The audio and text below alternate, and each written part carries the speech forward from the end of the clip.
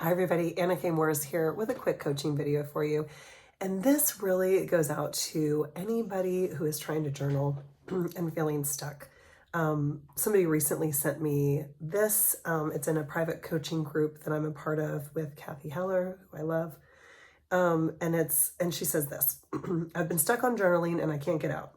I sit down with intentions, a pretty journal, my favorite pen, and I got nothing. Okay, first of all, I have to say this, that you have a journal and your favorite pen and you sit down somewhere, hopefully lovely, to write is huge. I have clients who have been writing on scraps of paper for a very long time.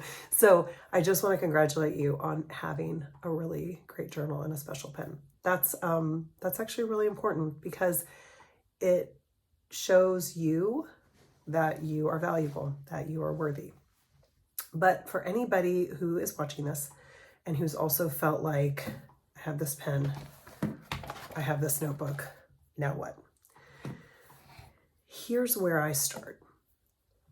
I would start like this. Why don't I want to write? Well, because I just don't have anything to say. And then I would say, why don't you think you have anything to say? Because I never do. Nobody ever really asks. I never really ask. And then I might say something like, why? Why don't you ask yourself what you think? Why don't you think other people ask what you think? Are you sure other people don't ask what you think? Or do you think you really have nothing to say? And I would just keep going down the rabbit hole of like, what if I do have something to say? What might I say, right? So it's like watching somebody get interviewed. I start to use my journal like I'm interviewing myself, right? So if I'm resistant to journaling, which I'm usually not, I've been doing it a long time, but last week, a couple weeks ago, I found myself like really not wanting to journal. And so I showed up to my pages and I said, why don't you want to write today, Anna? And the next thing I wrote was, because I'm really sad and I don't feel like feeling sad and feeling all the feelings that I'm having.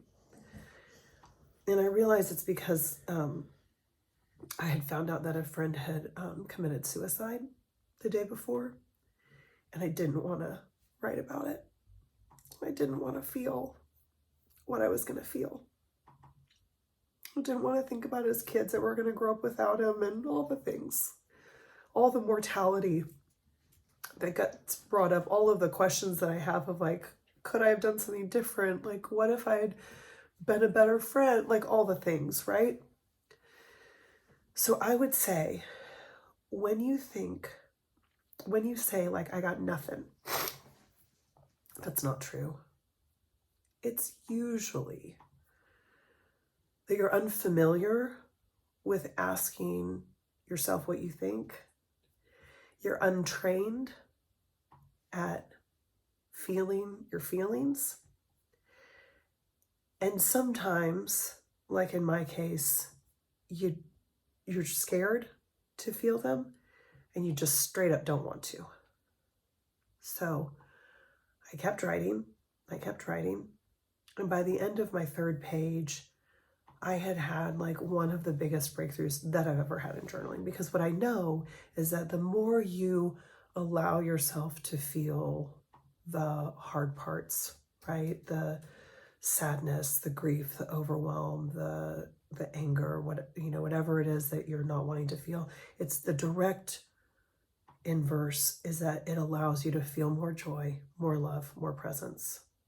So it made my life so much better to have that journaling session. The breakthrough was so much bigger. My time spent with my boys after school that day, it was so much richer. Like I remember it like it was yesterday, right?